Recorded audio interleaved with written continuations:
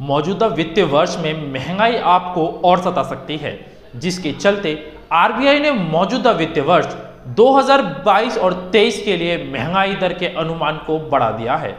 RBI ने 2022 और 23 में अपने महंगाई दर के अनुमान को 5.7% से बढ़ाकर 6.7% कर दिया है। यानी महंगाई दर के अनुमान में आरबीआई ने 1% की बढ़ोतरी कर दी है। आरबीआई के मुताबिक 2022 और 23 वित्तीय वर्ष की पहली तिमाही में 7.5%, दूसरी तिमाही में 7.4%, तीसरी तिमाही में 6.2% और चौथी तिमाही में 5.8% महंगाई दर का रहने का अनुमान जताया है।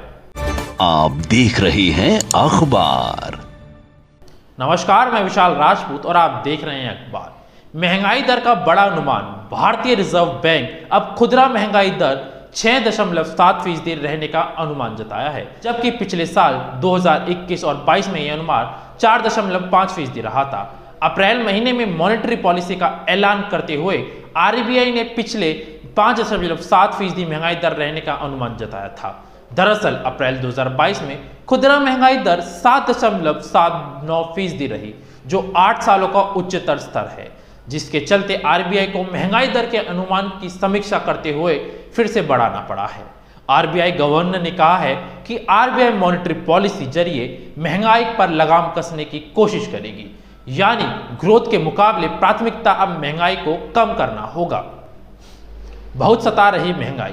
24 फरवरी को रूस ने यूक्रेन पर हमला बोला था, जिसके बाद कई कमोडिटी की सप्लाई बाधित हो गई। फिर पश्चिमी देशों ने रूस पर कई प्रकार के आर्थिक प्रतिबंध लगा दिए। युद्ध और प्रतिबंध का असर यह हुआ कि एक समय कच्चे तेल के दाम $140 प्रति बैरल के पार चला गया। फिलहाल कच्चा तेल $120 प्रति बैरल पर कारोबार कर रहा है।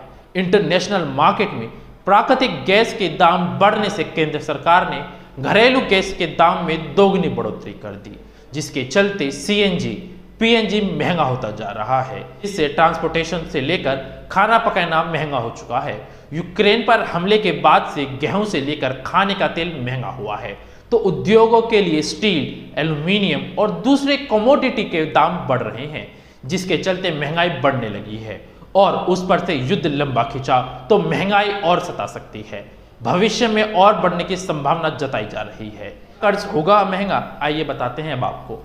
महंगाई बढ़ने का सीधा असर ब्याज दरों पर पड़ता है।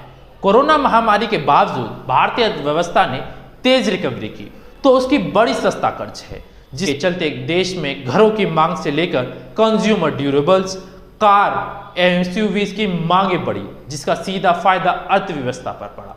लॉकडाउन के बाद लोगों को रोजगार उपलब्ध कराने में मदद मिली, लेकिन खुदरा महंगाई बढ़ी तो कर्ज भी इसके चलते महंगा होगा, जिसका दुष्प्रभाव अर्थव्यवस्था पर पड़ सकता है। यही वजह है कि आरबीआई का फोकस आर्थिक विकास की गति देने से ज्यादा महंगाई पर काबू पाने पर रहने वाला है। फिलहाल के लिए इतना ही।